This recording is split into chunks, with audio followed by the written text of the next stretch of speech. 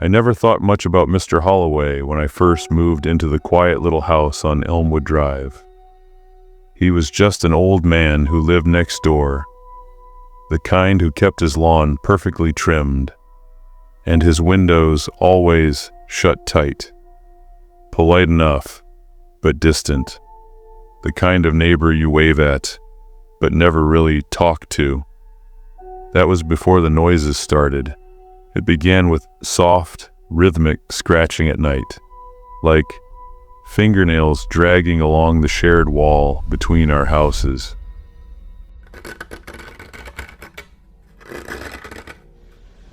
At first, I blamed it on rats.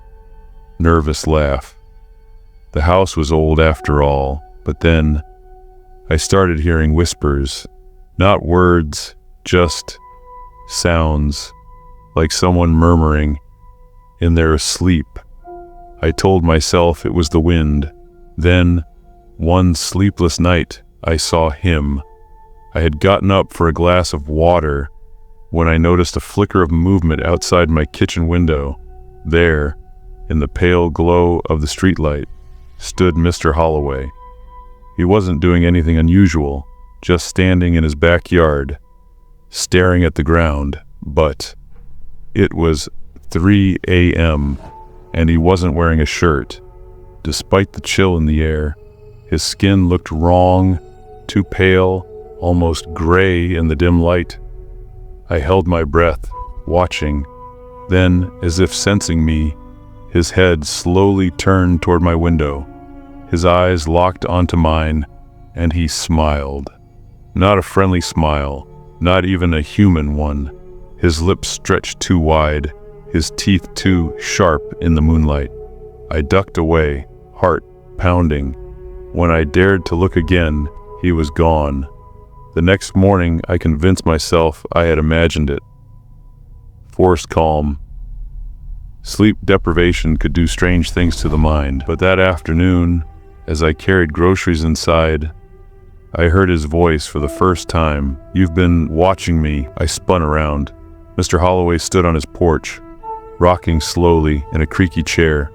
His face was blank, his voice eerily calm.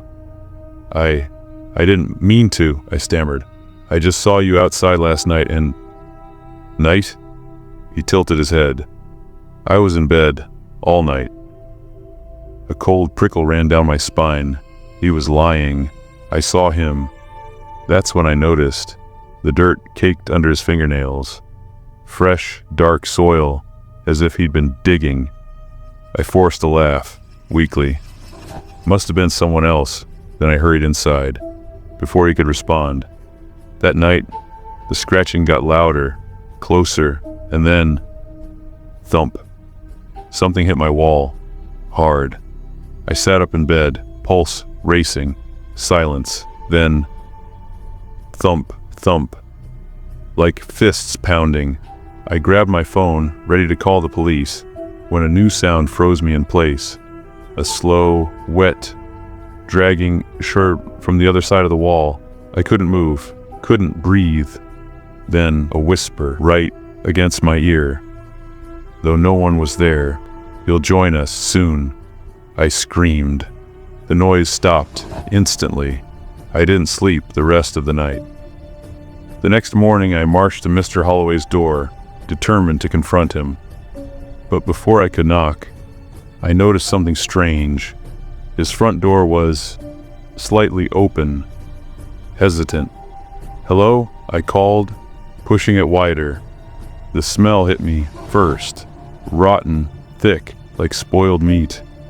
The living room was empty, but the floor was covered in deep, jagged scratches, and at the center of the room, a single, freshly dug hole, just big enough for a body. A hand shot out from the darkness below and grabbed my ankle. I yanked free and ran, not stopping until I was inside my house. Door locked behind me. That was 3 days ago. The police found nothing.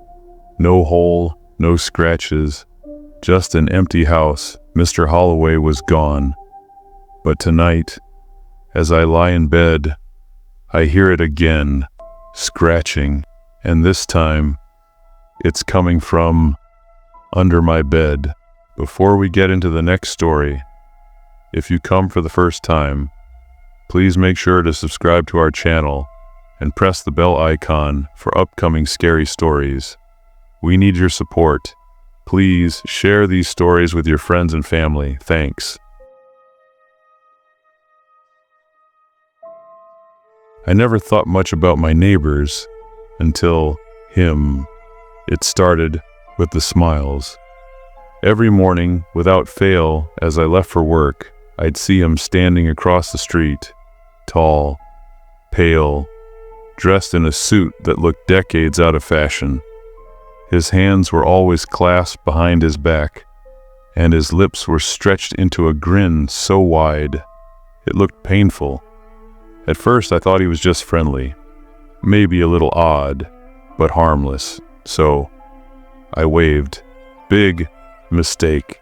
His smile grew even wider, his teeth too white, too perfect, and then he waved back, not a normal wave. His fingers uncurled slowly, like a spider stretching its legs, and his arm lifted in a stiff, mechanical motion.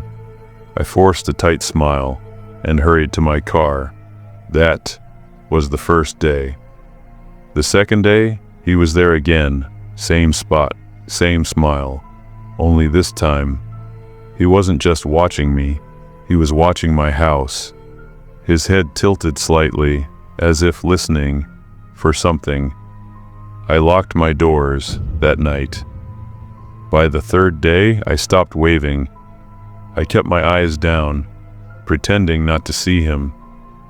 But as I pulled out of my driveway, I glanced in the rearview mirror. He was still smiling, and now he was closer, not walking, not moving his legs at all, just standing 5 feet nearer than he had been a moment before. My blood turned to ice. I tried to rationalize it. Maybe he had a condition. Maybe he was just lonely. But then the nightmares started. Every night, I dreamed of him standing at the foot of my bed, that same grin splitting his face in the dark. And in the dreams, he whispered things I couldn't remember when I woke up, but left my sheets soaked in sweat. On the 6th day, I saw him in my backyard. I nearly dropped my coffee.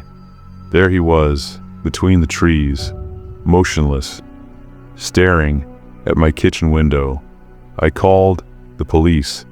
They found nothing, no footprints, no sign anyone had been there. But when they left, I looked across the street. He was back, in his usual spot, smiling. The final straw was the knocking. 3 slow, deliberate raps on my front door. At exactly 3:33 a.m., I didn't answer. I didn't even breathe. The next morning, I found a note slipped under my door. You should have waved back.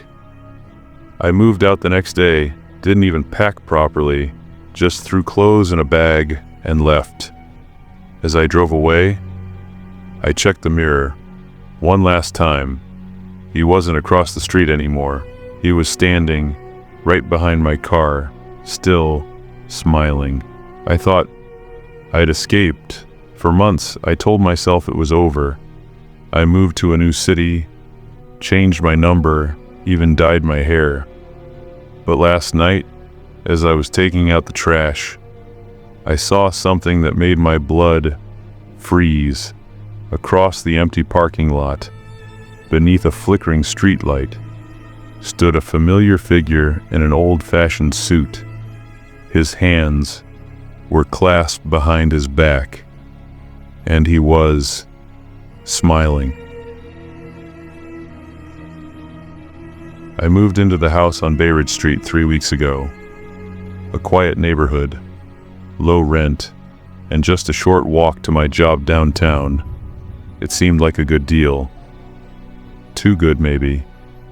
There's only one other house directly across from mine, white picket fence, rose bushes out front, and one strange detail. A single bedroom window on the second floor, glowing with a dull yellow light. It's always on, day or night, rain or shine. It never goes off. At first I didn't care. Maybe someone worked nights, or maybe they were afraid of the dark. Whatever the reason, I just got used to glancing up and seeing that glow across the street. Like a lighthouse for the damned. But the real weirdness started on my fifth night. It was around 2:30 a.m. I was up late, fixing a leaky faucet, when I happened to look out my bathroom window. And there he was, my neighbor, just standing in that lit window, perfectly still, not moving, not blinking, staring directly at my house. My skin prickled. I tried to shrug it off. Maybe he was zoning out. Maybe he didn't even see me. But it became a pattern. Every few nights, like clockwork, he'd appear at that window. Same time, same stillness, always watching. One night I waved. He didn't wave back. I started asking around the neighborhood. No one knew much about him. Some hadn't even realized the house was occupied. An older woman walking her dog told me, "That place gives me the creeps. Been like that since the old family vanished." Vanished? She wouldn't say more. So of course, I got curious, too curious. I decided to knock on his door. It was a Saturday afternoon, bright and clear. I figured it was the best time to face my fears. I crossed the street, walked up the slightly overgrown path, and rang the bell. No answer. I knocked. Harder. Still nothing. But the light was on upstairs. I don't know what possessed me, but I reached for the doorknob. It turned. The door creaked open. I called out, "Hello? I'm your neighbor, just checking in." Silence. The air inside was thick, like the house hadn't been opened in years. The living room was dusty. Old furniture sat covered in white sheets. A framed photo hung crooked on the wall. It showed a family of 4, mom, dad, 2 kids. The father looked exactly like the man in the window. I moved deeper in. The kitchen was empty. No signs of recent use, no food, no smells, just dust and silence. Then I heard it, a creak from upstairs. Against every ounce of instinct, I climbed the staircase. The light was coming from the second door on the right. The door was ajar. I pushed it open. It was a child's bedroom. Toys scattered across the floor. A small bed with faded blue sheets. The lamp on the dresser cast the same yellow glow I'd seen every night. And there, by the window, stood the man. Except, he wasn't standing. He was hanging. His neck twisted unnaturally, eyes bulging, face purple and swollen. But worst of all, he was still watching. Head turned just enough to face my house. I stumbled back, slipped on a toy, scrambled out of the room. As I fled, I could swear I heard a faint voice whisper, "Don't turn it off." I ran home and locked every door and window. I didn't sleep that night. The next morning I called the police. They searched the house, but it was empty. No body, no dust, no sheets, no picture. The house looked lived in, fresh, like someone had cleaned it recently. And that yellow lamp, gone. But that night, the light came on again, exactly at 2:30 a.m., and he was back, staring. After that, I started noticing other things. Sometimes I'd hear faint knocking on my windows late at night. Once I found muddy footprints leading from my porch to my bedroom. Doors in my house would open by themselves. Lights flickered. I smelled burning hair. Then heard faint crying, like a child. I tried staying at hotels. The light still came on. I'd check traffic cams on my street every night. 2:30 a.m., same light, same window, same figure. Eventually, I stopped trying to escape it. I just accepted it. Until last night. I came home from work, and my living room light wouldn't turn on. The switch was dead. I went to the basement to check the fuse box, and I found something scratched into the cement floor. A message, "Turn it off." I ran upstairs and looked out the window. This time, the light was off, and I swear, I've never felt cold like that in my life. A deep, hollow freeze that crawled through my spine. The house across the street looked darker than black, like it was absorbing the night. No figure in the window, no glow, nothing. And then came the knock, from my closet. I don't remember much after that.